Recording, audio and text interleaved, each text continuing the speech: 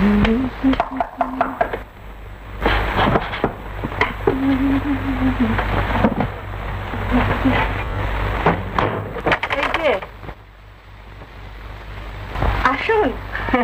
এইটি হাতে করে?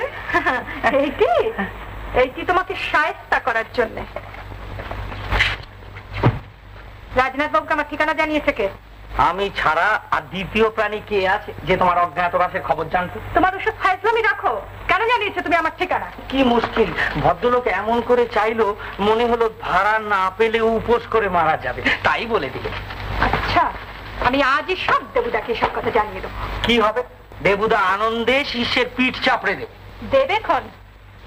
তোমাকে যেন আমি কোনোদিন এই বাড়িতে না দেখি। না এলে দেখবে না?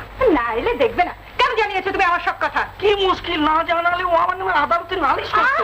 আর এখন যে আমার নামে আদালতে নালিশ করবে? তুই পাগল হয়েছ?